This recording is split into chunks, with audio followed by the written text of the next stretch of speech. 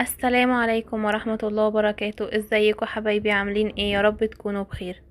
هنعمل مع بعض النهاردة عجينة القطايف في البيت بطريقة سهلة وبسيطة. اول حاجة هنحتاجها مع بعض 2.5 كوباية من دقيق الابيض، متعدد الاستخدامات او بتاع الحلويات، ونص كوباية من دقيق السميد او دقيق البسبوسة. وممكن نستغنى عنها بدقيق ابيض عادي، يعني ممكن نبقى نستخدم 3 كوبايات من دقيق الابيض. كمان معلقة كبيرة من النشا، ومعلقتين من السكر، معلقتين كبار من السكر الابيض، وهنحط معلقة صغيرة من البيكنج باودر ومعلقة صغيرة من الخميرة الفورية، وبعدين نقلبهم كلهم مع بعض. تنزلي عليهم بقى بالمية الدافية. انا اخد حوالي 2.5 كوبايات او 3 كوبايات مية دافية حسب نوع الدقيق بتاعك. انا عندي اخد حوالي 3 كوبايات.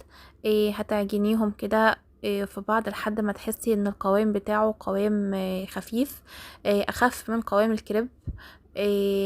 طبعا كل واحد بيختلف في نوع الدقيق بتاعه، ممكن تاخدي اقل تاخدي ازيد، عشان كده تحطي شويه بشويه، ما تكبيش كله مره واحده عشان ما يبقاش خفيف قوي معاكي.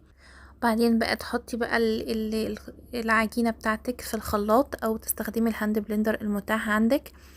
اهم حاجة يبقى الخليط بتاعك متجانس، مفهوش اي كتل، زي ما انت شايفاه كده بالظبط. وبعد كده تغطيه وتسيبيه على جنب حوالي نص ساعة او ساعة حسب ما، يعني اول ما تختمر معاكي زي ما انت شايفاه كده. يعني ده لسه ما اختمرش، احنا كده لسه ده القوام انا بوريهولك.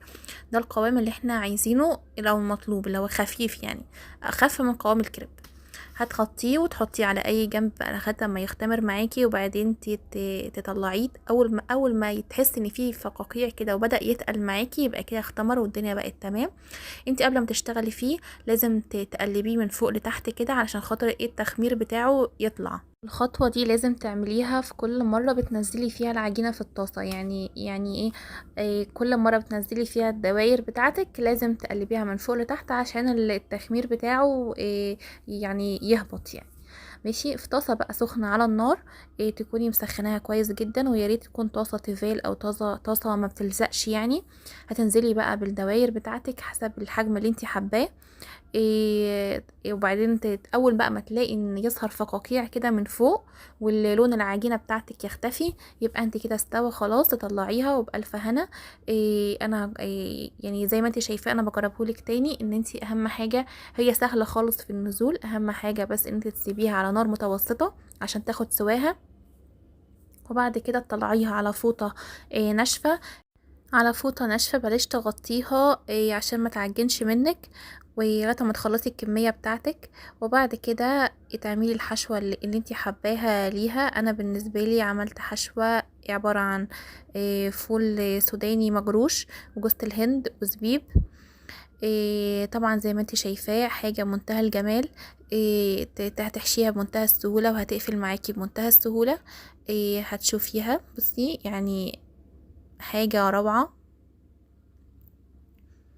مش مفتحة وما تتفتحش في الزيت ومقرمشة، وحاجة جميلة جدا جدا جدا. هتحمريها في زيت غزير وتطلعيها على شربات بارد. طبعا طريقة الشربات موجودة على الصفحة بتاعتي لو لا حد عايزها. بصي انا بوريكي قد ايه هي مقرمشة من بره وطرية وجميلة جدا جدا من جوه. من لو وصلتوا لحد هنا ما تنسوش تحطوا لايك وسبسكرايب. شكرا.